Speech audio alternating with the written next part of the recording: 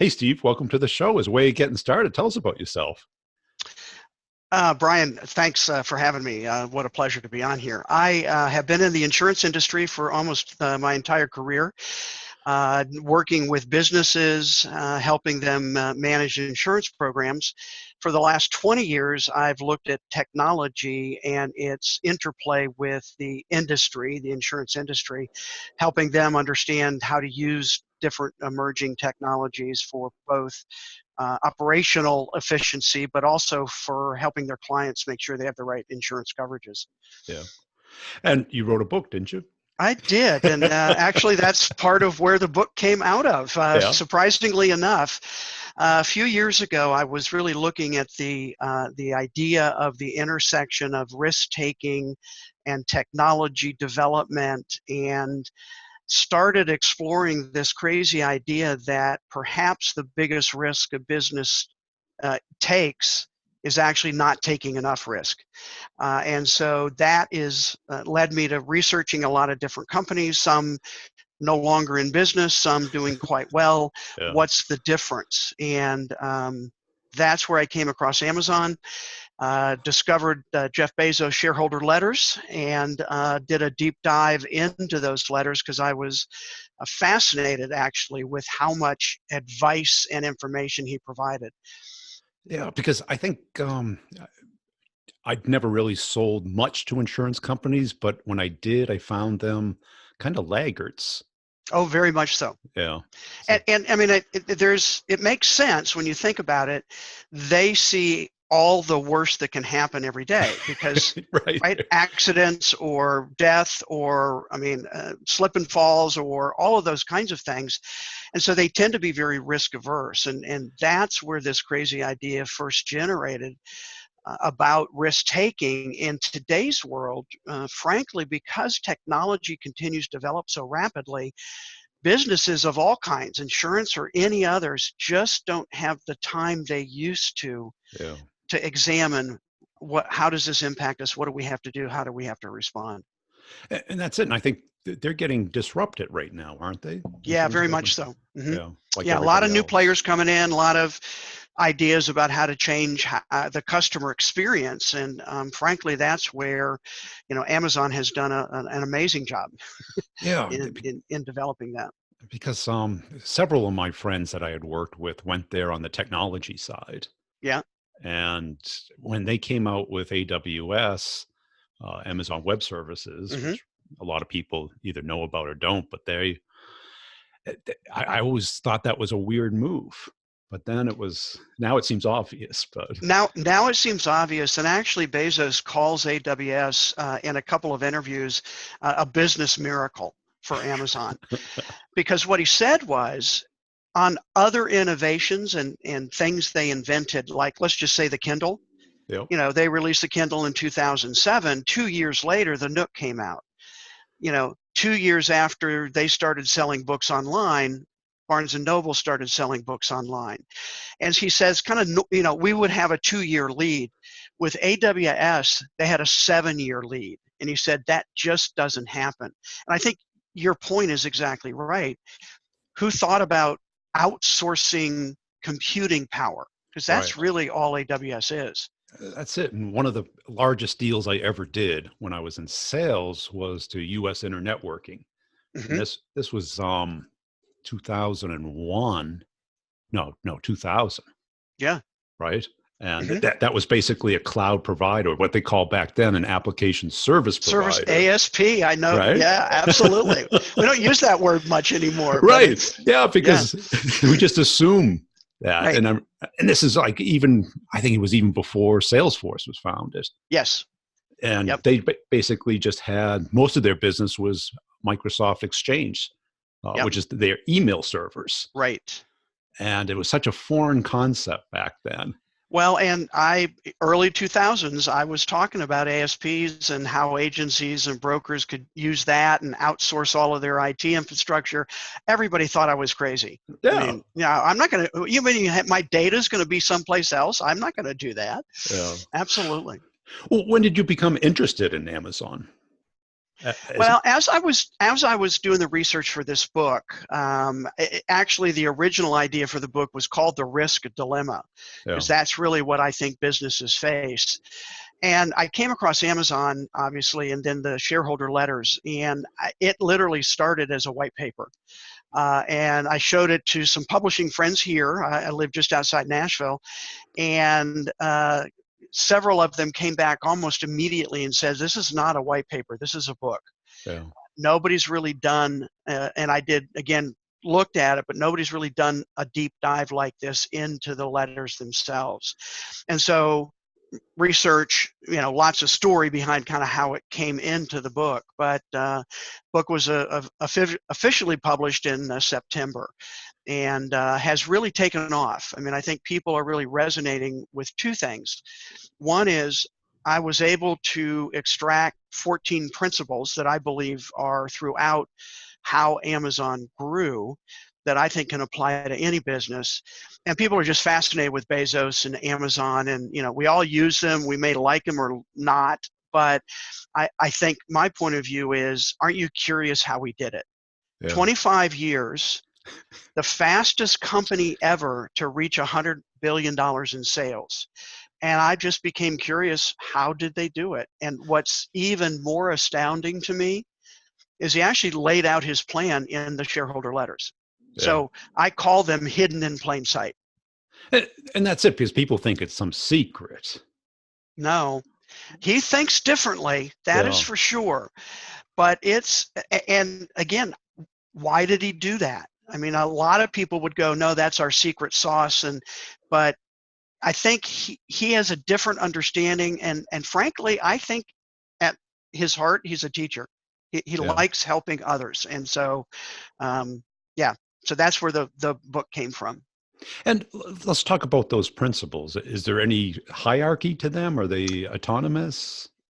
So the 14 principles stand on their own and work with each other. Yeah. And I've broken them down into what I call 4 cycles. So test, build, accelerate, and scale.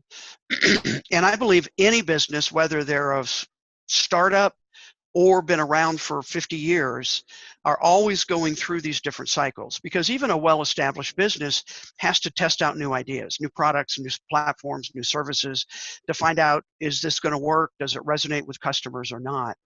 And then they build, they accelerate the growth once they've got a firm foundation, and then they scale.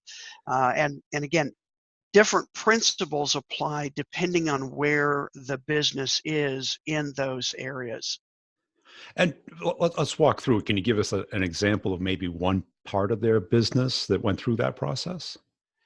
Well, Amazon, let's just take test. I think what's unique at Amazon is they are always experimenting. Yeah. They are never resting on AWS. Oh, now we've got it. Now we don't have to worry about it anymore. And they're even within AWS, they're always inventing and innovating. And actually, one of my principles is called practice dynamic invention and innovation. And Yeah. so that's really a core concept at Amazon. The other one that I highlight, and it is principle number 1, which is encourage successful failure. And that is typically not a mindset in a business. Right. And the bigger the business, the less that is practiced. Because everybody knows you need to innovate today. I think that's a common, yeah, we need to do that.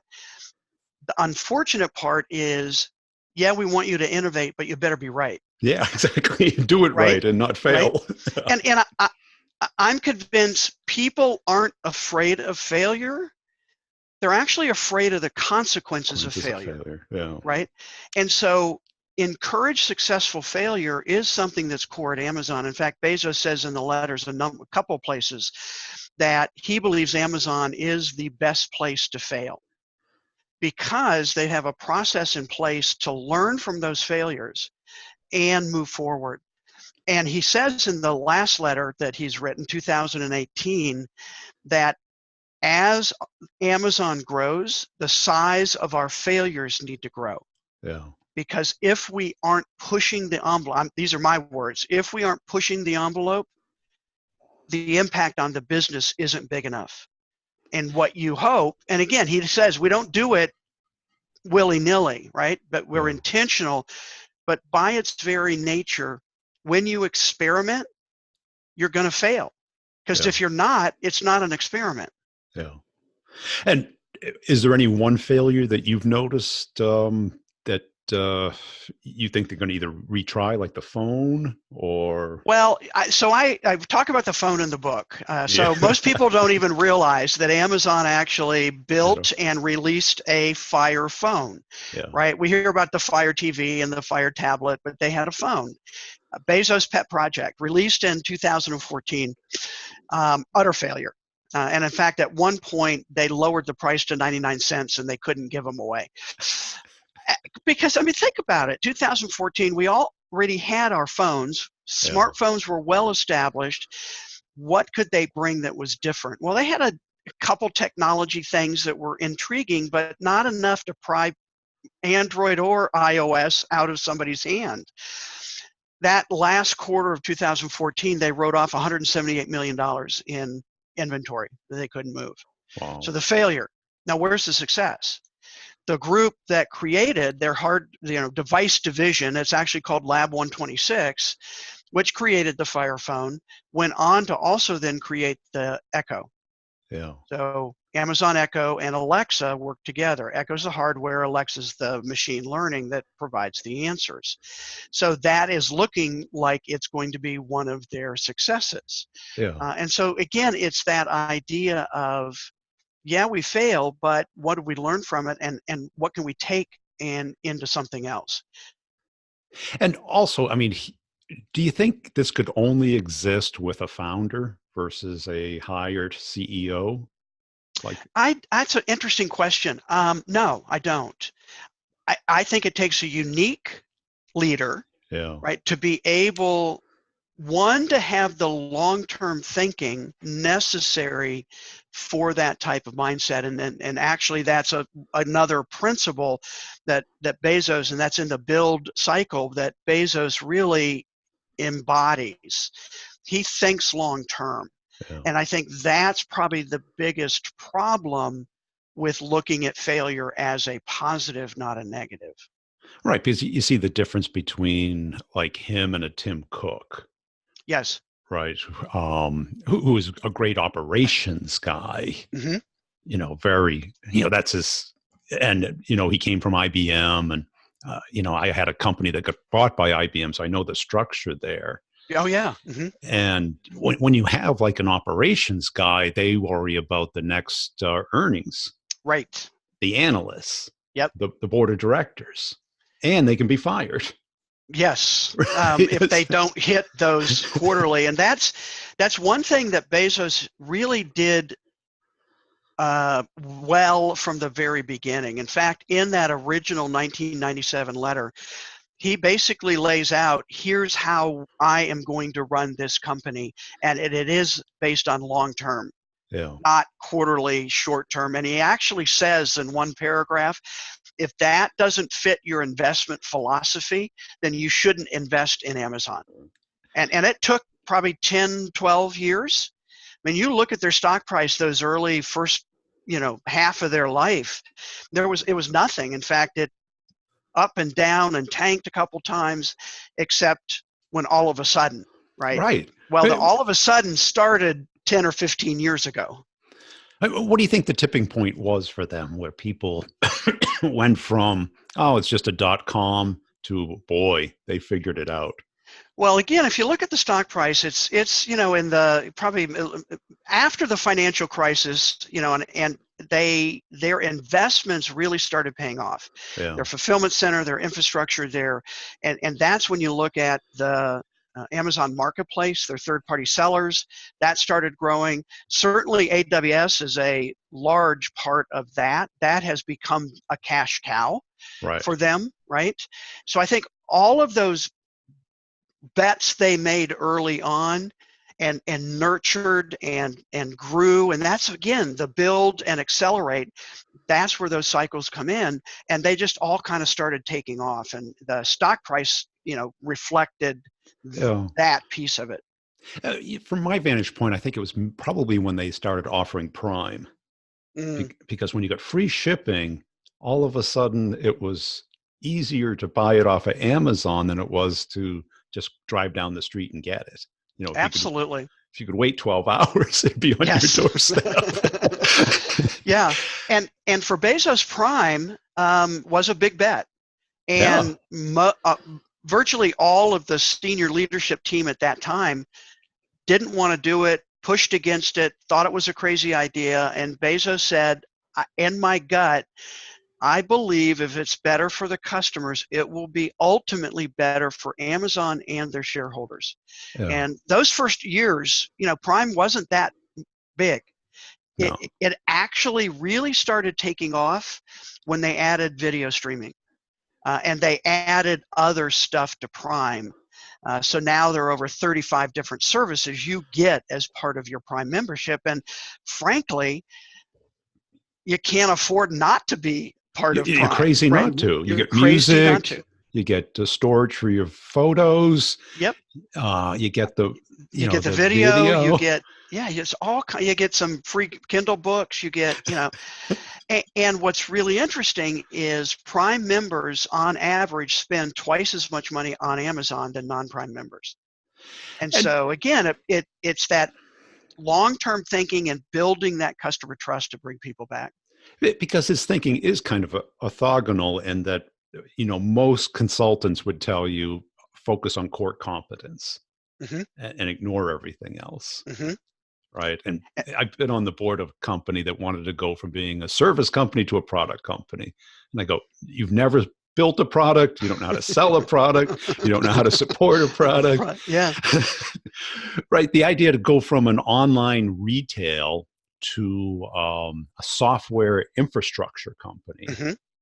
it would appear Astounding. crazy. Appear crazy. Yeah. But part of what happened is AWS was built for their internal Yes, it use. was. And people don't Wasn't know that because, People don't realize that. And part of what was happening is Bezos was getting really frustrated because the IT departments in the different divisions were slowing down innovation. yeah. Well, really slowing down invention, right? And then being able to do more. And so they came up with this idea of, what, if we have all these common things, everybody needs a database, everybody needs computing power, Yeah. everybody needs, why do we have all these different departments handling that themselves?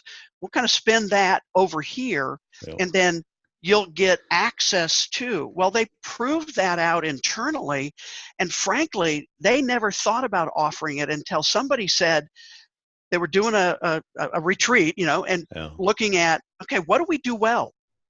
Well, we Right. really do computing really Really well. well. Yeah. And you know what? There could be developers who would want access to that. And so again, testing, starting small, they did it internally, but then accelerating and continuing that pace of invention and innovation to now it's, huge Well, that's it. part of their business. I remember in the late 90s, the people who built AWS, I used to work with, and Hmm. they were like the top people. And I'm Hmm. like, you're going to Amazon? Right. And they go, no, it's Really? really, They yeah, sell books. right. It's like, what are you going to build a web page? And that's what I was thinking it was. You're Right. going to build web pages. Well, and even fast forward to today, there is so much on AWS that's self-service, so you don't need, for some of it you need some technical expertise, but you can do it yourself. And even now, because of Echo and Alexa, bringing that down even to a consumer level.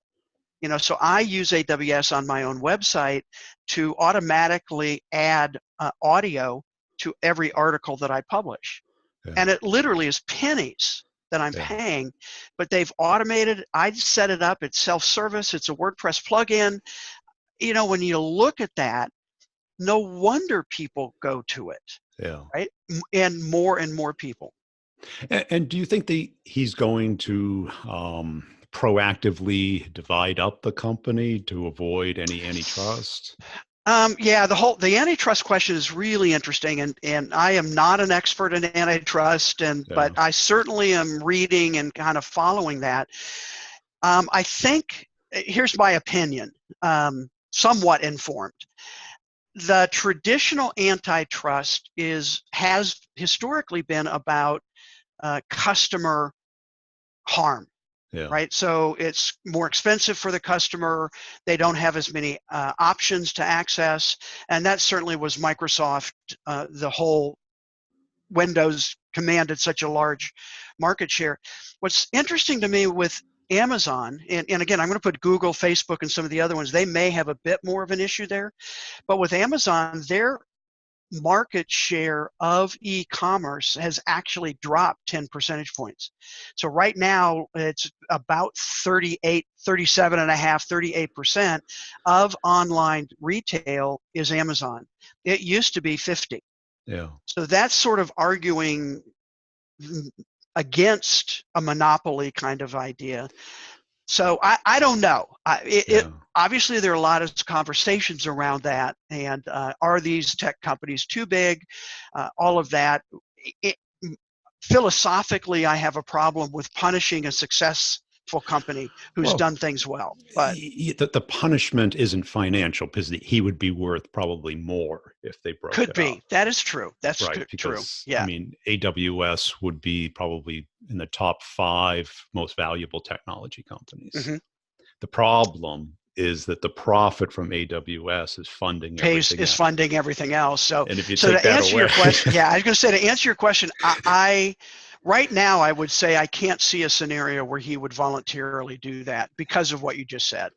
yeah, All of those pieces work together, right. meaning Prime helps AWS helps support Prime and retail, and let's not forget Marketplace. Marketplace allows third-party sellers on Amazon's site. And again, there's discussion around, do they have too much power for third-party sellers? But in the 2018 letter, Bezos released for the first time that 58% of product sales are actually third-party sellers, not Yeah. Amazon. So even on their own platform, they don't have a majority of sales. And what do you think about kind of the the ethics of it, being that he has access to credit, he never got addicted to the earnings, hmm right? That would Right. really, like Facebook, clearly they're addicted to Wall Street and the earnings and trying to keep the stock price up. Right. And he never really cared about that. I everything that I read about him and stock prices, he doesn't care. In fact, he's said a number of different times that he tells his employees, if a stock price goes up 30%, that doesn't mean you're 30% smarter. Right. If a stock price falls 30%, that doesn't mean you're 30% stupider. Stock price is a voting mechanism, and we want to be voted on over the long term. And again, you look at their stock history, and Yeah. that certainly has been the case. And where do you see them going? Are you a futurist? Do you have any Uh, predictions? I have some predictions. I hesitate to call myself a futurist. Um, because of their innate mindset of invention and innovation, uh, I think we will see certainly more from Amazon around a deeper partnership with Blue Origin, so Bezos Space Company. Yeah. And I guess specifically I'm talking about their Project Kuiper, which is putting up 3,600 small breadbox sized satellites to provide internet access virtually anywhere. So not even where we have it here in the US, virtually everywhere, but it's not, right? And so what does that open up? And AWS already has a satellite ground station service Yeah. that you can plug into. So I think you'll see that Blue Origin and Amazon and AWS, I think some of that will get a little more tight. And certainly he feels, In fact, he's been quoted saying that he suspects Kuiper might be their fourth big bet. So he identifies their three: Marketplace, Prime, and AWS as their three big bets, and they're actively looking for a fourth, and he's thinking that might be. So if he's thinking it's a big bet like AWS, what does that even mean, in the next 5 or 10 years? Yeah. But I mean, even like going into competition with UPS Oh, or well, FedEx. yeah, and again, that last, transportation. So here in Nashville, actually, when the HQ2 stuff was Going on. announced, Yeah. kind of Nashville had this little side announcement that we're getting 5,000 jobs for Amazon's transportation center of excellence. So everything that happens from when you click buy till it shows up on your porch is transportation. Yeah. And they're doing lots of stuff there. So will they offer that, all of that, as a service to others? Well, they sort of already are. Aren't they? They've got shipping, overseas, container shipping that they're getting into. Certainly, they're building up their air fleet. They just broke ground earlier this year on a transportation hub in Cincinnati International Airport. So again, but here, back to your earlier point, what company do you know of has all of those things going on and doing it well? Well, all of Right? them. Right. All of them. So that's what I tried to help explain in the book. Yeah. And by the way, the book is the Bezos Letters, 14 Principles to Grow Your Business Like Amazon. But really looking at how did he do it? So the last cycle is scale. Yeah. And so my question really was, there are over 650,000 employees at Amazon worldwide now. How do you keep that culture Right. growing that big? And I'm still not sure I really understand that, but he certainly has a lot to say in his letters about culture in a business and what needs to happen to keep it going. And as far as like his ethics and character also seem to be exceptional. So I have to say, yes, Or totally am I agree wrong? with that. No, I think you're absolutely correct. I will say his what's the right word I want to use? Earlier in 2019, let's just say he stumbled a bit on that. And I was at the end of writing the manuscript, and I remember going, oh, now what am I going to do? With How your am I going book, to, yeah. yeah, so the divorce, but even honestly, look at that. Look at the divorce. Mackenzie had legal right to 50% of everything. Yeah. She didn't take it. Well, Their settlement, but she got, no, I'm not, she got $38 billion. But you can't live on that. No, no. I mean, hear me. But she, at the time, he was like 137 billion. So again, Yeah. could have had half, and he still has voting rights on her stock. Right. I mean, so all of those little. So anyway, I I do have think. a guess on that, though. Okay. I bet in his will she gets the other part Balance. of the half. That might be. Yeah. That might be. Yeah, it might be. Or there's some kind of, because it went too fast, too smooth, and too disproportionate. There's something else. It absolutely did go very fast and very smooth. Right. It wasn't ugly. It wasn't. Yeah. It was very little, bad press. Some photos and stuff. Just photos and stuff, but really human. Yeah. Exactly. So I do think you're right. I think in terms of, and again, I have to go back to say, whether you love Bezos or hate him, whether you think he's putting, retail out of business, which I don't happen to believe. I know a lot of people do. Aren't you curious how he did it? And are there lessons you can learn and take away from what he has built that can apply to your own business? So if somebody got the book and read it, what would they get out of it? Or what do you hope they get out of it? I hope they would understand that what Bezos has created are things that can apply to their business. So a few of them that we highlighted, right? So even something as simple as start thinking about, how do I encourage successful failure so that my employees, who by the way probably have some really good ideas, can actually feel comfortable. So creating what I call a safe to risk environment Yeah. in order to what? And for Bezos, it's always focused on what's better for the customer. In fact, one of That's the the, principles, right? And this is his word, obsess over customers. And again, that's his mindset and has been.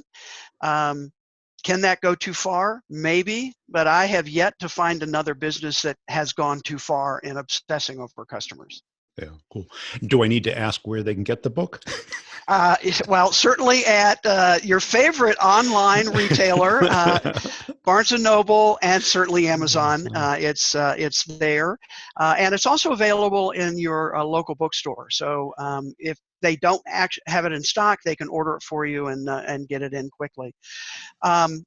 Any listener that does get the book, we have some bonuses that go along with it, and those are available at thebezosletters.com. And also includes that website actually an assessment we've created to actually help you get an idea what principles should I start working on first? What would Yeah. have most impact for your business? And where can people go to follow you? So thebezosletters.com. My main website is steveanderson.com, and my primary platform is LinkedIn. So would love to connect with people on LinkedIn. I'm very active there.